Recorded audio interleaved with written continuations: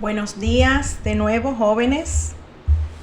Vamos a dar inicio a este segundo encuentro de esta asignatura seminario de tesis para psicología escolar, para maestría en psicología escolar. Entonces, voy a compartir pantalla para iniciar de inmediato la presentación.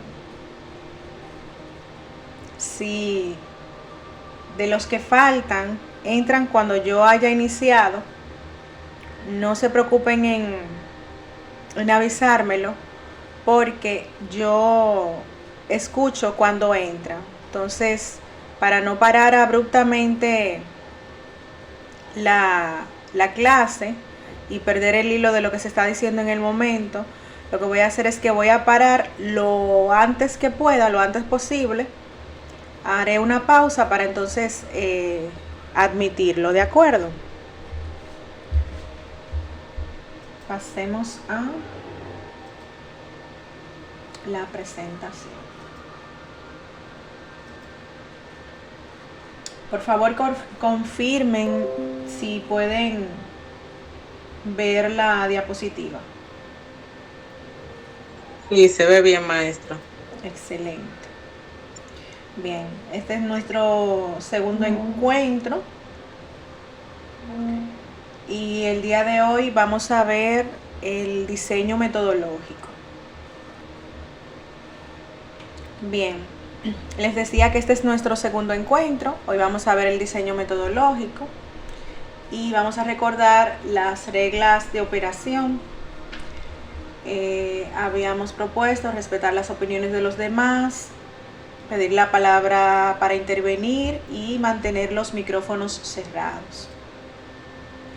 En el encuentro anterior estuvimos viendo cómo elaborar una introducción, el planteamiento del problema, la formulación y sistematización, antecedentes de la investigación, justificación de la investigación, objetivo general, objetivos específicos y marco teórico. Bien, el objetivo de esta clase es que al finalizar los maestrantes sean capaces de identificar su población y seleccionar su muestra, realizar el diseño de su investigación y elaborar un cuadro de operacionalización de variables. Es básicamente el objetivo que vamos a ver. En el contenido va a ser pues el marco metodológico, la población, muestra, tamaño de la muestra, tipos de muestreo, tipos de investigación y operacionalización de variables. Población.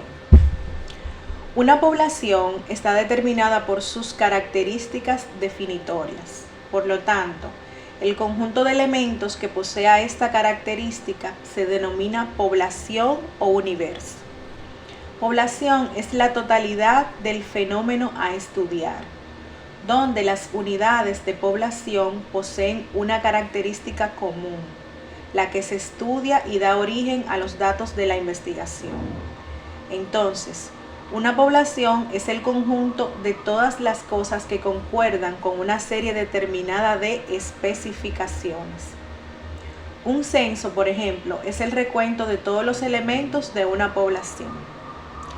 Las poblaciones suelen ser muy numerosas, por lo que es difícil estudiar a todos sus miembros. Además de que esto no es posible, no es necesario.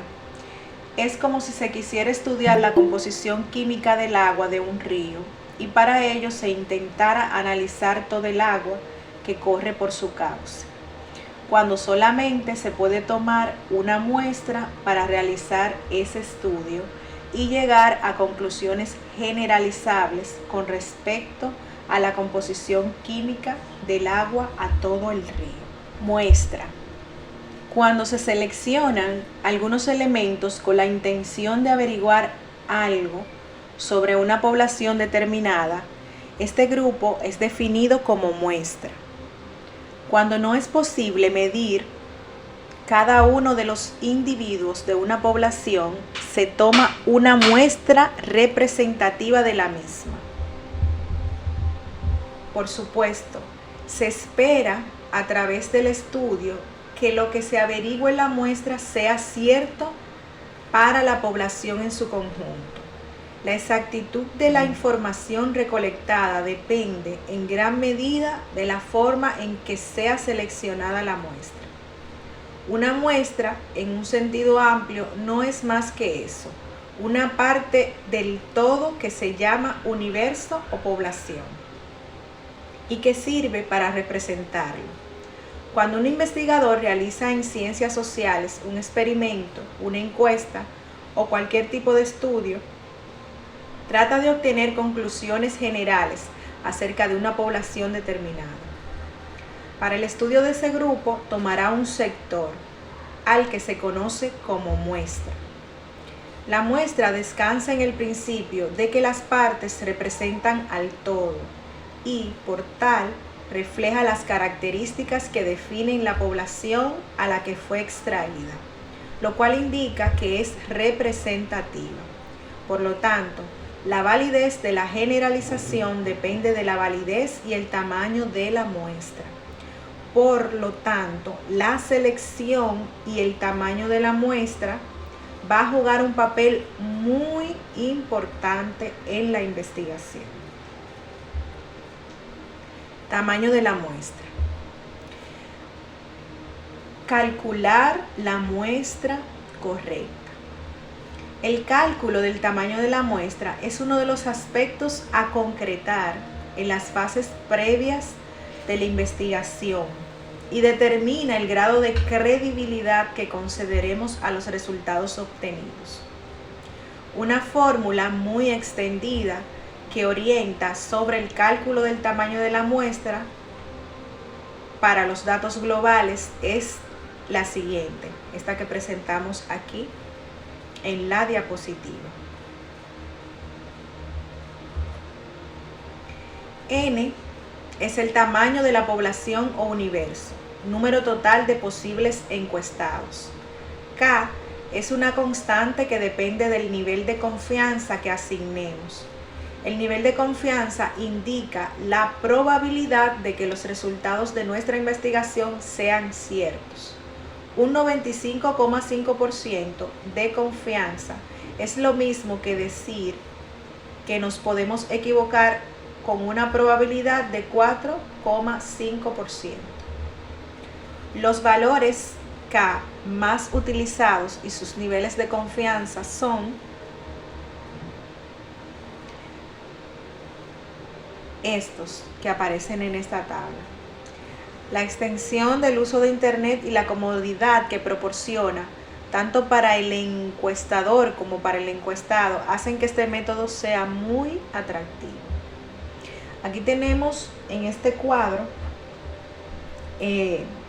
la K, la constante del nivel de confianza y el porcentaje a que corresponde cada uno. E es el error muestral deseado. El error muestral es la diferencia que puede haber entre el resultado que obtenemos preguntando a una muestra de la población y el que obtendríamos si preguntáramos al total de ella. Ejemplos. Ejemplo 1. Si los resultados de una encuesta dicen que 100 personas comprarían un producto y tenemos un error muestral del 5%, comprarán entre 95 y 105 personas. Ejemplo 2. Si hacemos una encuesta de satisfacción a los empleados con un error muestral del 3% y el 60% de los encuestados se muestran satisfechos, significa que entre el 57% y el 63%, 60%, más o menos 3% del total de los empleados de la empresa lo estarán. Ejemplo 3. Si los resultados de una encuesta electoral indican que un partido iba a obtener el 55% de los votos y el error estimado fuera del 3%, se estima que el porcentaje real de votos estará en el intervalo de 52 a 58%. 55% más o menos el 3%.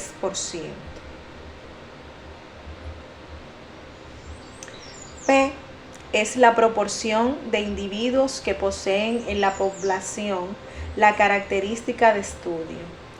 Este dato es generalmente desconocido y se suele suponer que P es igual a Q, que es igual a 0.5, que es la opción más segura. Q es la proporción de individuos que no poseen esa característica, es decir, es P menos 1, es 1 menos P. N es el tamaño de la muestra, número de encuestas que vamos a hacer. Existe una aplicación gratuita para calcular el tamaño de la muestra. Solo hay que introducir los datos correspondientes a su investigación y pulsar en calcular muestra. Aquí les he dejado el link que lo tienen disponible en el material de lectura en la plataforma. O sea que si ustedes van a hacer cálculo para el tamaño de la muestra, pueden usarlo. En los casos en que ustedes hayan elegido, por ejemplo, un curso específico dentro de un centro educativo, dentro de un nivel, no es necesario que hagan cálculo de muestra. ¿Por qué? Porque ustedes van a trabajar con todos los sujetos que pertenecen a ese curso, a ese grado. Entonces, en ese caso, ustedes estarían haciendo un censo poblacional. Cuando tengan que identificar el tipo de muestra o método o estrategia de selección de la muestra, que es lo mismo, las tres cosas, ustedes deben indicar que han hecho un censo poblacional y que han trabajado con la totalidad de la población. En ese caso no es necesario calcular muestra. Entonces ustedes indican que por esa razón no calcularon muestra.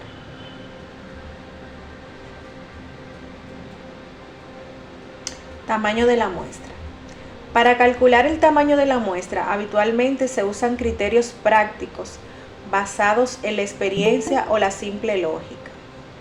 Algunos de los métodos más usados son los siguientes: el presupuesto de que dispongamos para la investigación, la experiencia en estudios similares, la representatividad de cada grupo considerado, escoger de cada uno de ellos un número suficiente de encuestados para que los resultados sean indicativos de la opinión de ese grupo.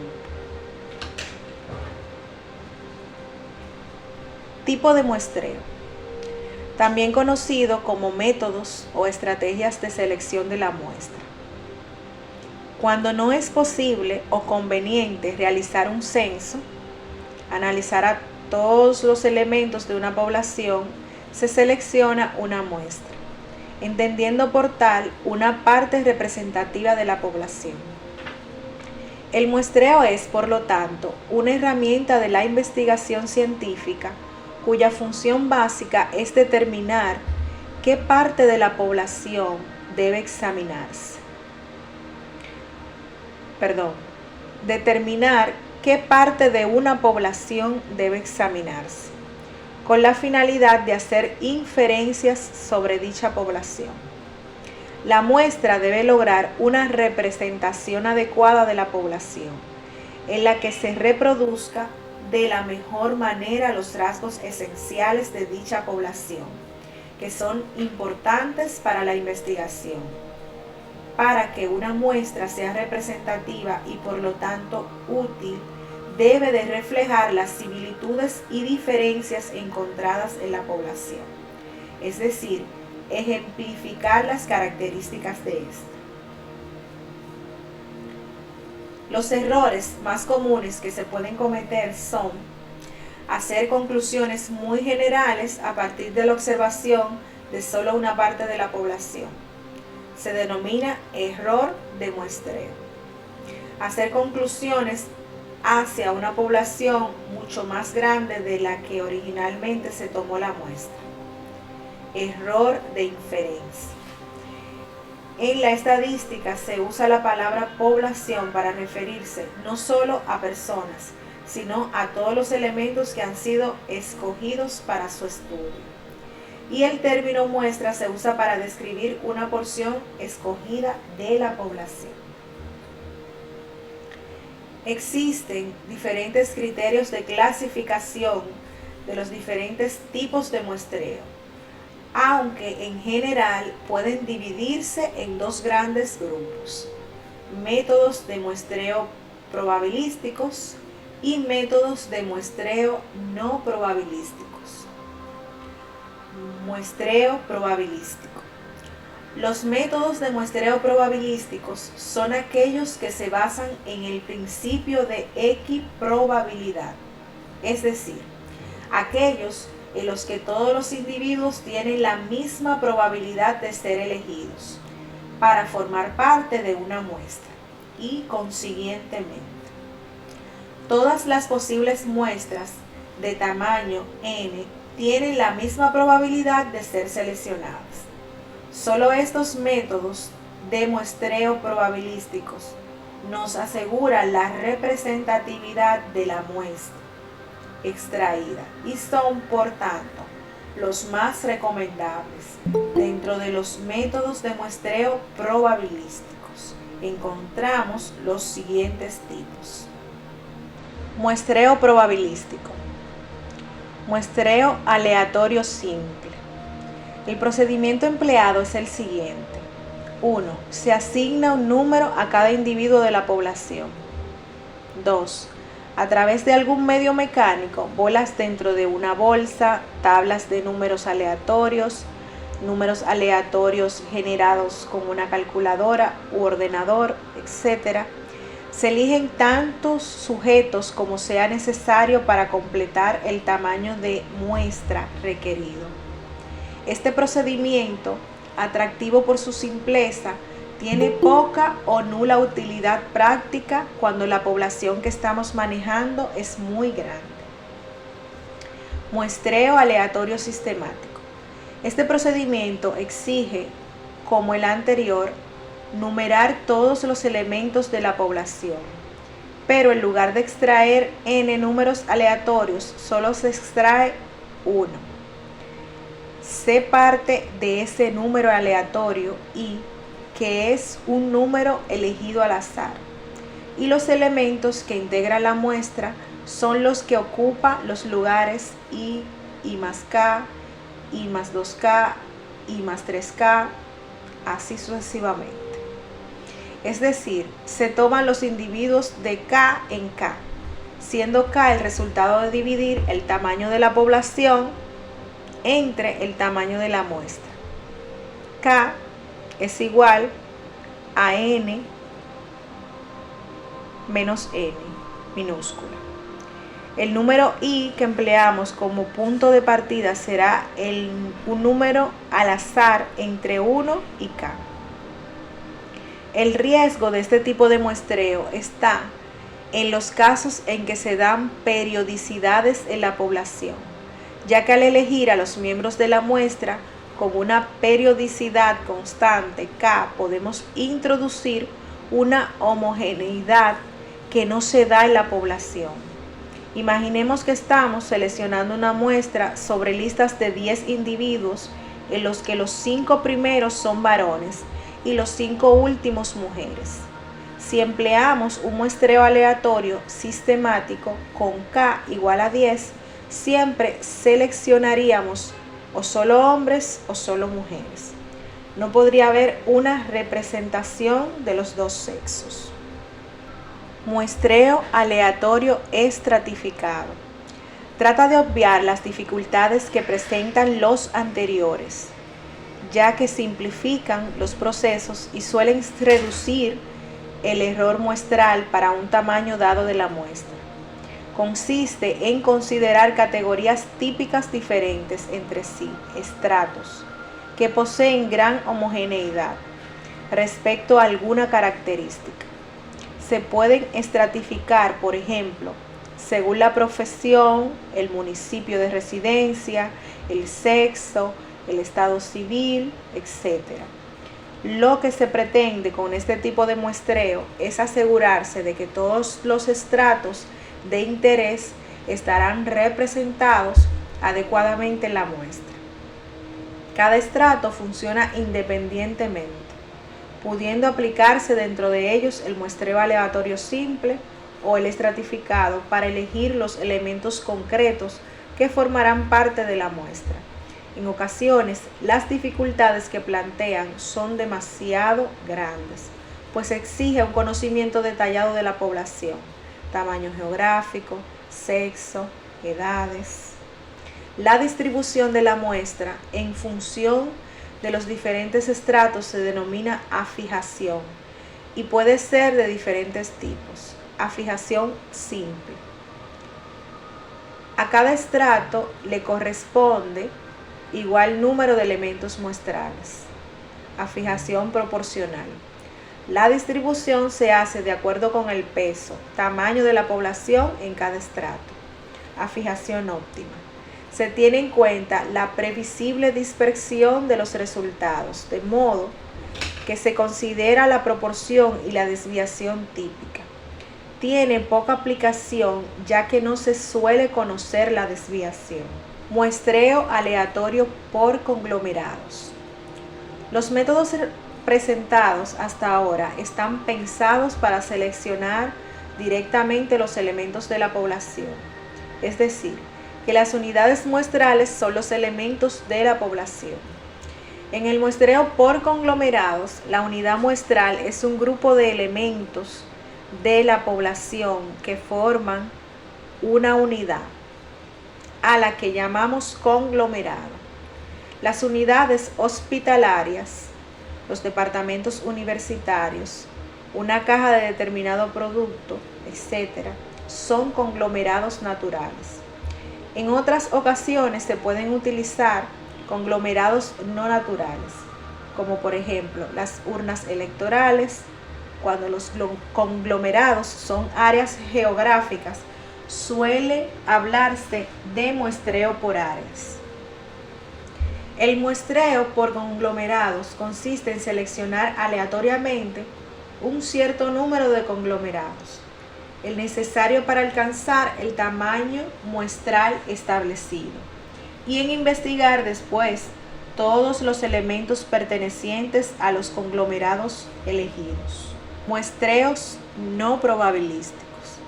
A veces, para estudios exploratorios, el muestreo probabilístico resulta excesivamente costoso y se acude a métodos no probabilísticos, aun siendo conscientes de que no sirven para realizar generalizaciones, estimaciones inferenciales sobre la población, pues no se tiene certeza de que la muestra extraída sea representativa, ya que no todos los sujetos de la población tienen la misma probabilidad de ser elegidos.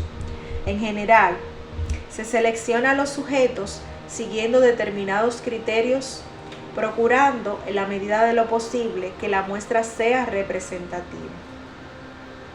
En algunas circunstancias, los métodos estadísticos y epidemiológicos permiten resolver los problemas de representatividad, aún en situaciones de muestreo no probabilístico.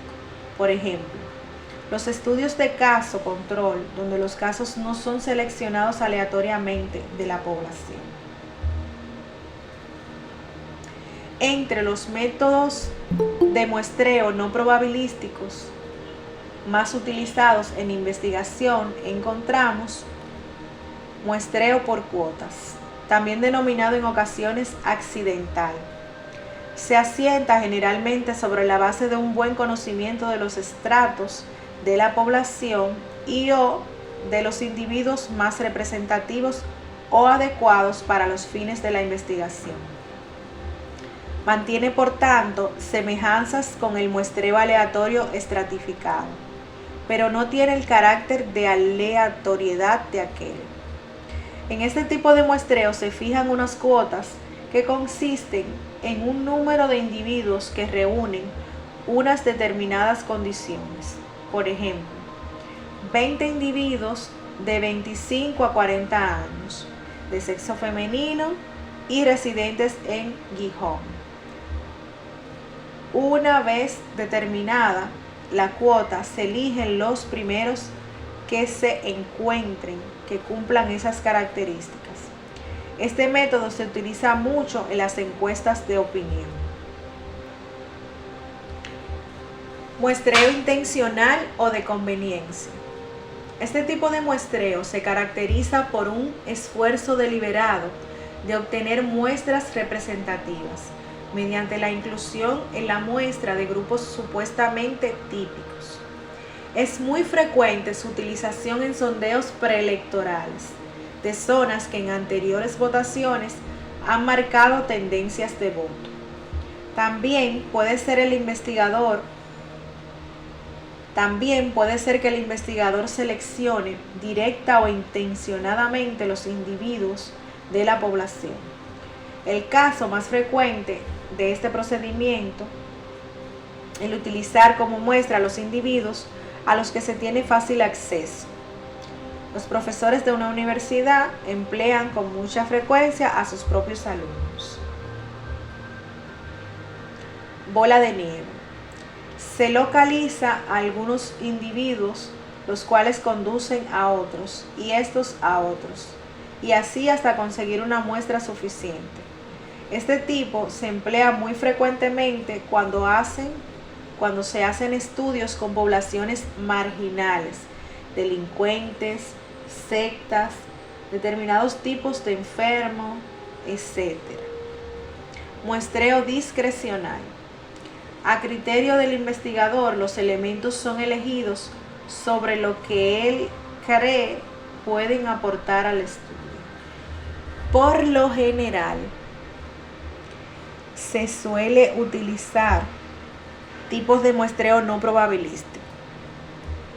Y el más frecuente es el muestreo discrecional.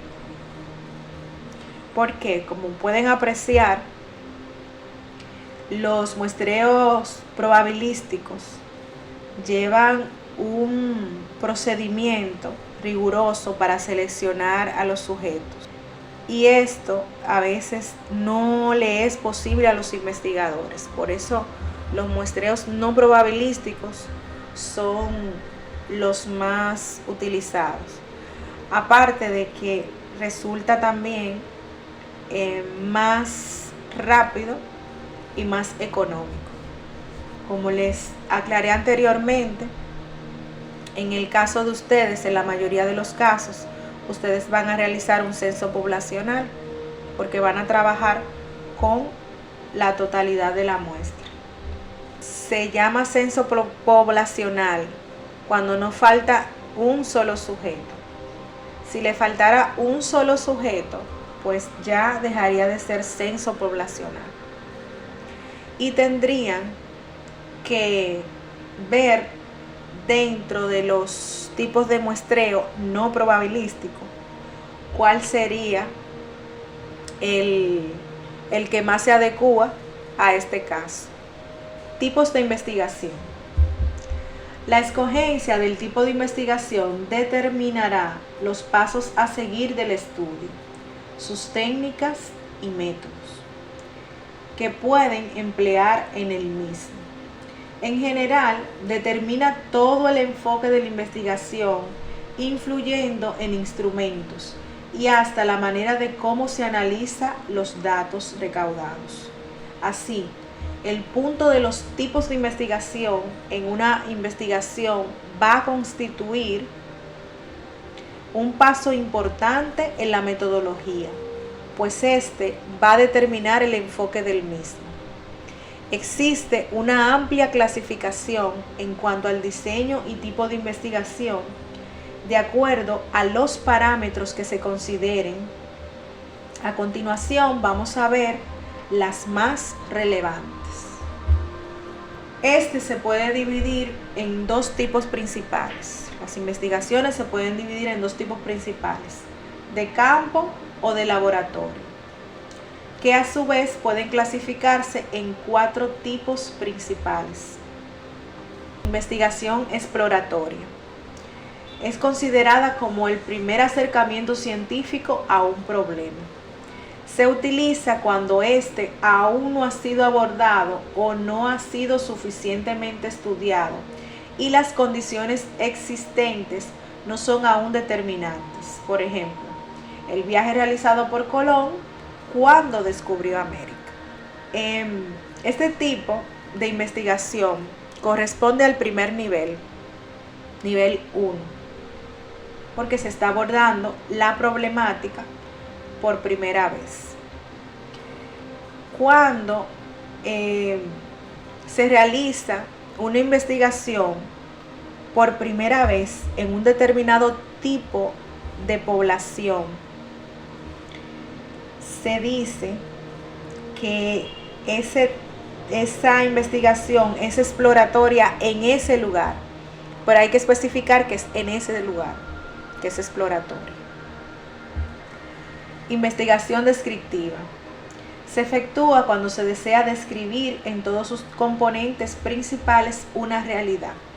Ejemplo, censos nacionales o cualquier encuesta que evalúe la situación actual de cualquier aspecto, desde el número de grifos en las casas hasta el número de adultos de más de 60 años que tienen nietos.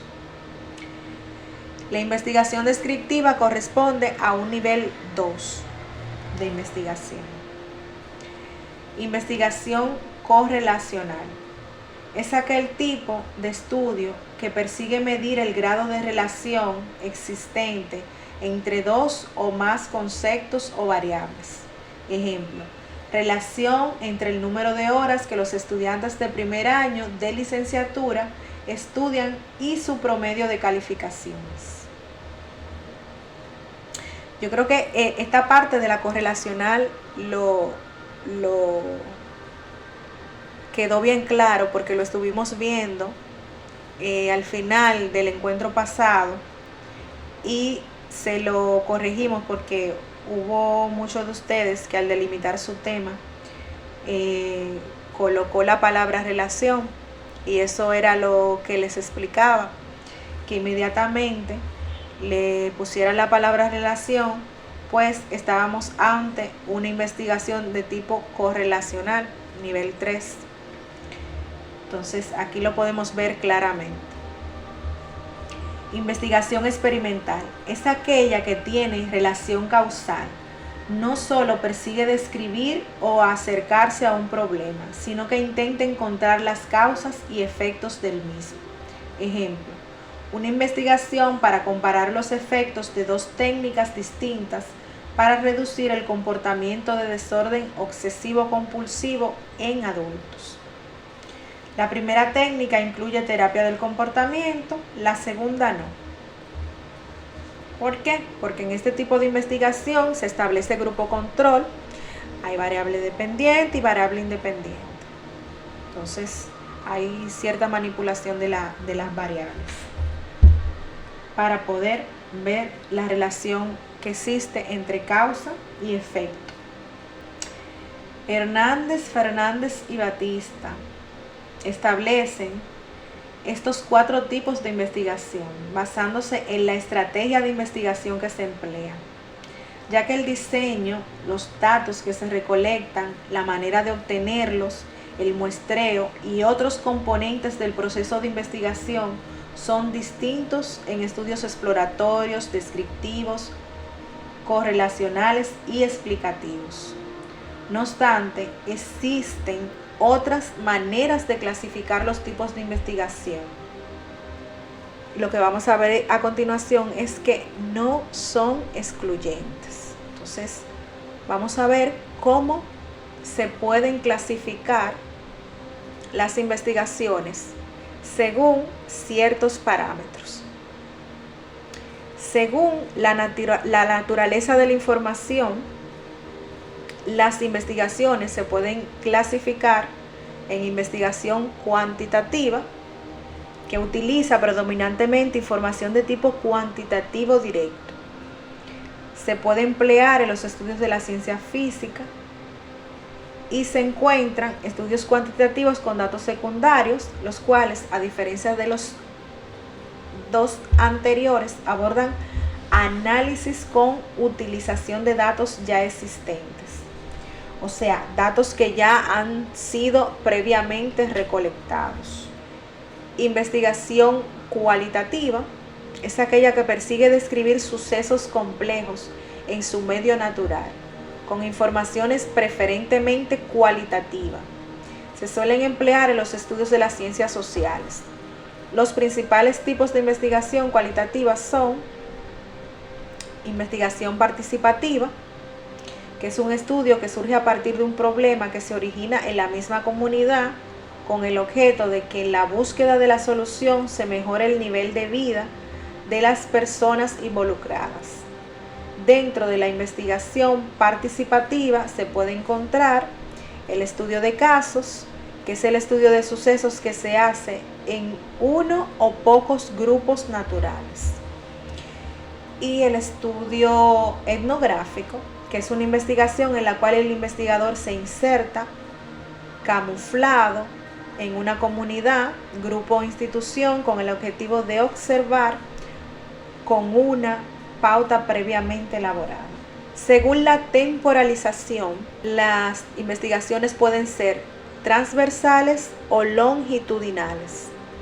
Los métodos transversales se realizan en un lapso de tiempo corto. Es como tomar una instantánea de un evento. ¿Qué significa esto? Que se hace una recolección de datos una sola vez, una única vez. En los métodos longitudinales, el estudio se hace en un tiempo prolongado, viendo la evolución del evento bajo el estudio. Es como una película de un evento. ¿Qué significa esto? Que se realizan varias tomas durante ese tiempo determinado. Esto significa que habría que hacer una recolección de datos, de información, a los mismos sujetos con el mismo instrumento varias veces. En algunos casos podría parecer investigaciones que no sean los mismos sujetos, pero sí deben tener las mismas características. Si se analiza las diferentes clasificaciones, se puede ver una interrelación entre ellas mismas, predominando la metodología cualitativa o cuantitativa. Si es experimental o no, si es longitudinal o transversal. Entonces llegamos a la conclusión de que todas las investigaciones son buenas dependiendo del tipo de estudio. La escogencia de un tipo de investigación va a depender de los resultados que se desea lograr al final. Por lo tanto, la escogencia inadecuada puede llevar a que una investigación sea mala, dado que su empleo no era el más adecuado para lo que el investigador buscaba. Cuando un investigador elige un problema de estudio dentro de una temática determinada, lo que hace es inscribirse dentro de una red temática y problemática en la que también trabajan y han trabajado otros investigadores. Entonces, es por esto que los antecedentes aportan informaciones relevantes, importantes para las investigaciones. Es por esto, por el asunto de la red de la temática. Esta red suele tener en el tiempo toda una trayectoria de desarrollo y que a su vez mantiene sucesivas y complejas conexiones con otras redes y su programa de investigación o líneas de trabajo, que remite a secuencias de desarrollo en torno a un problema global y que aglutina a grupos académicos. Galileo y Einstein ilustraron perfectamente bien este concepto cuando declararon que el éxito de sus trabajos personales se debía al hecho de haber caminado sobre hombros de gigantes, refiriéndose precisamente a que tomaron planteamientos previamente formulados y se basaron en intentos y soluciones anteriores a ellos, sin tener que comenzar desde cero. No obstante, la escogencia correcta del tipo de investigación juega un papel crucial para el éxito de toda investigación. Operacionalización de variables. ¿Para qué elaboraremos un cuadro de operacionalización de variables? Le planteo esta pregunta porque en el esquema que ustedes tienen de investigación no está incluida esta parte del cuadro de operacionalización de variables.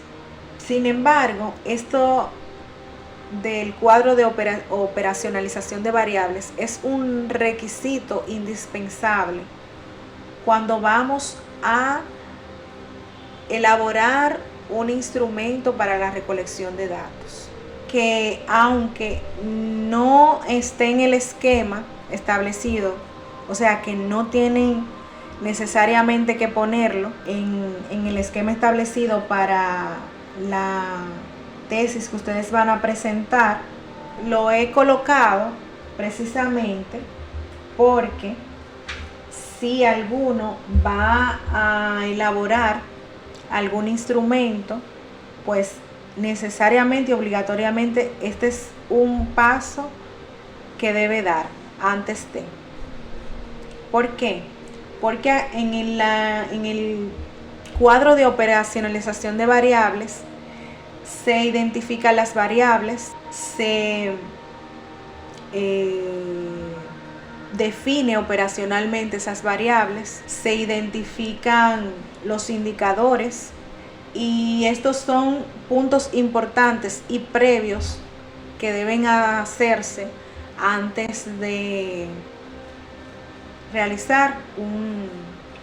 elaborar un instrumento. Entonces, en tal sentido, yo les tengo una buena noticia, y es que la maestra Betty tiene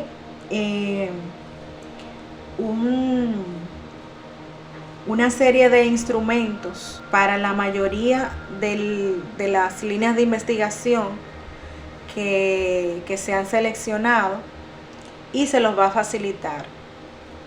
Esto les va a permitir a ustedes pues utilizar esos instrumentos o en algunos casos si necesitan hacer algunas modificaciones, pero en la mayoría de los casos no va a ser necesario hacerle modificaciones, excepto que tengan que agregarle alguna variable demográfica, tal vez, si no lo pide el instrumento.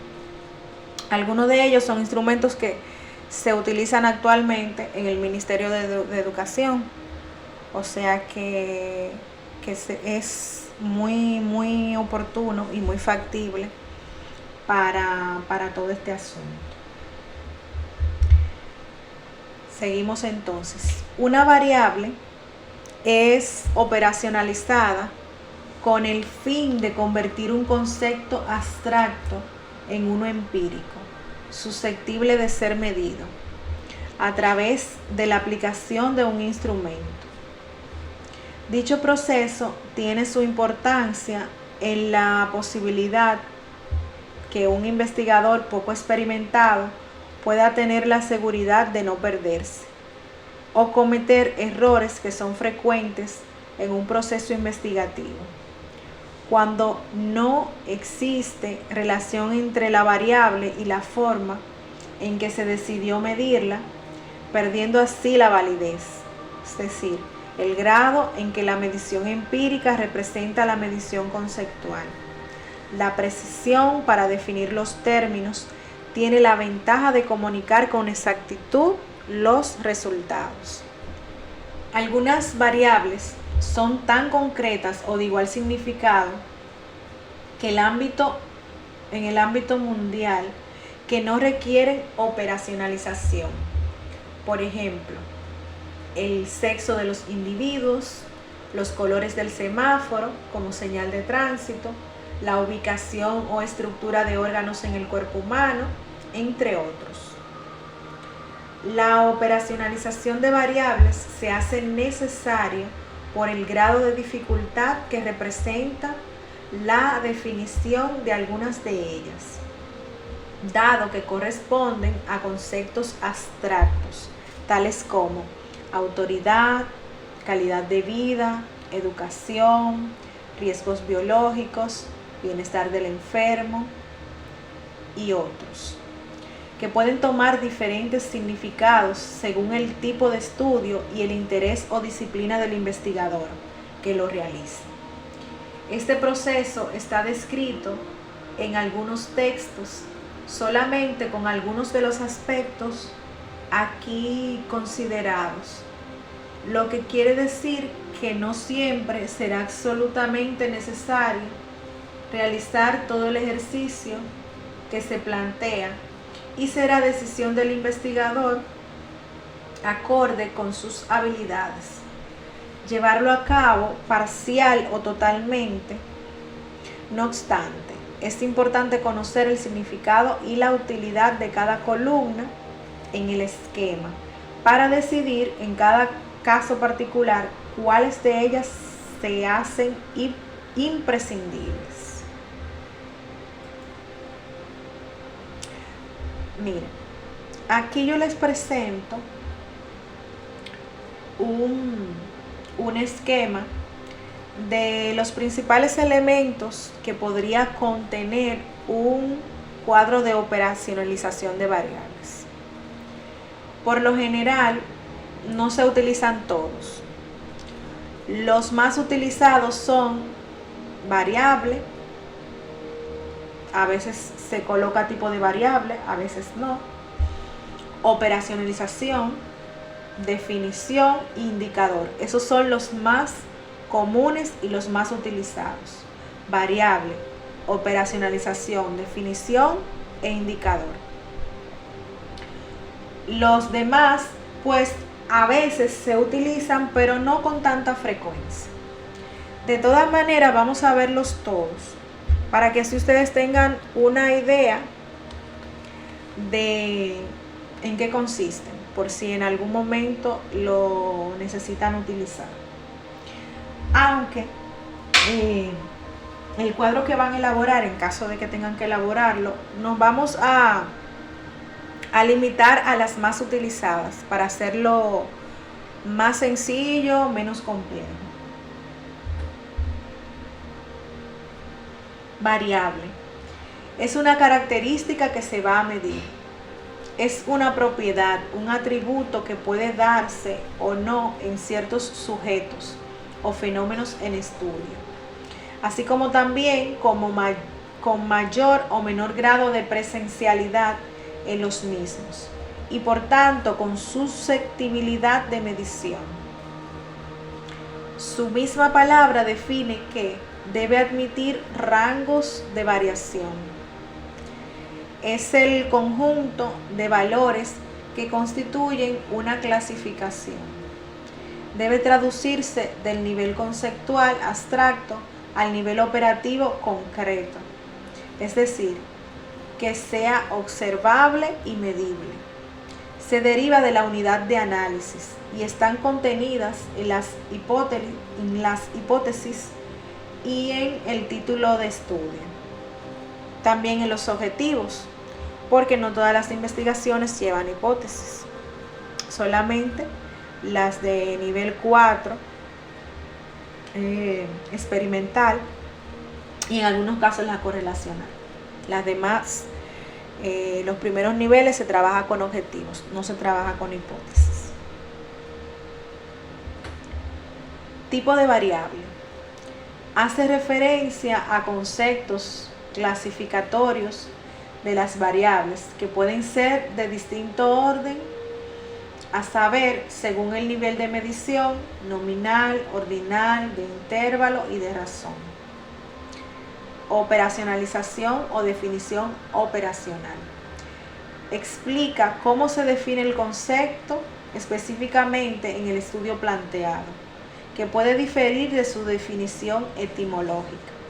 Equivale a hacer que la variable sea mensurable a través de la concreción de su significado y está muy relacionada con una adecuada revisión de la literatura. Puede omitirse cuando la definición es obvia y compartida. Es decir, que esta parte de la operacionalización o definición operacional, sí, en la definición como tal queda explícita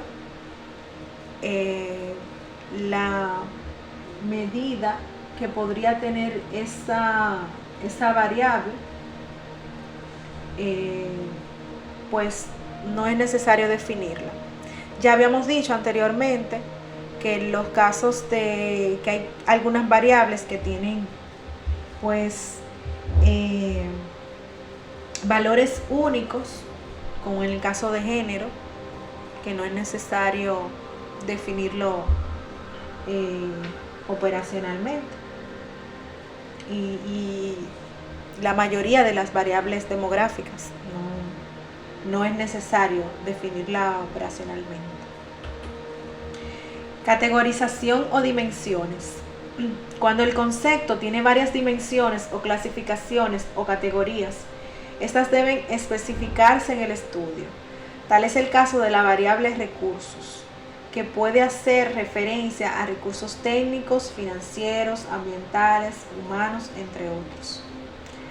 Definición de las categorías o dimensiones. Cada una de las dimensiones, categorías o clasificaciones debe ser definida conceptual y etimológicamente. En las categorías o dimensiones existe una serie de variables dentro de ellas. De hecho, en la mayoría de los instrumentos, cuando se establecen dimensiones o categorías, suelen tener varios ítems o reactivos o preguntas, como les quieran llamar, para medir esa dimensión. Indicador. Es la señal que permite identificar las características de las variables. Se da con respecto a un punto de referencia. Son señales comparativas con respecto a contextos o a sí mismas. Su expresión matemática se nutre de la estadística, la epidemiología y la economía. Se expresa en razones, proporciones, tasas e índices. Permite hacer medible la variable. Son ejemplos de indicadores económicos: la VR, el dólar, la libra de café, el gramo de oro. Son indicadores de pobreza: las migraciones, los desplazados, el desempleo, los asentamientos suburbanos. Indicadores de calidad de vida: tasa de natalidad, de mortalidad, de fecundidad, de esperanza de vida. Indicadores de desarrollo: el PIB, Producto Interno Bruto, tasa de desempleo, la inflación, el IPC, índice de precios al consumidor. Otros indicadores pueden ser construidos por el investigador. Aquí tenemos un ejemplo de tabla o cuadro de operacionalización de variables. La variable es aprovechamiento de los recursos en un servicio de hospitalización. El tipo de variable es cuantitativa. La operacionalización sería forma como se utiliza cada uno de los recursos institucionales para brindar al usuario un servicio de calidad.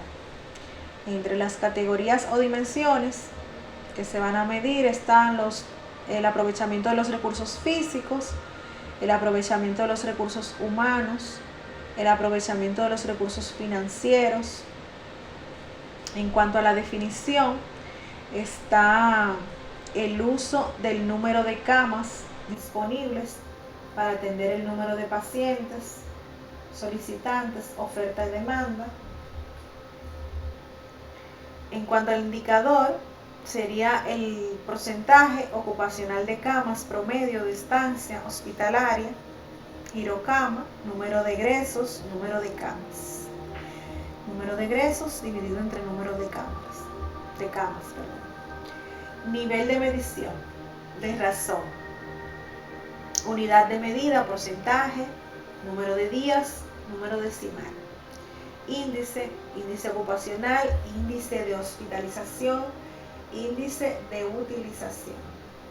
Valor, se pueden tomar los 3 valores con igual nivel de importancia o tomar solo un valor. De esta manera que el instrumento de recolección de la información, la pregunta hará referencia a uno o más de los indicadores seleccionados. Bien, pasamos al tiempo de preguntas.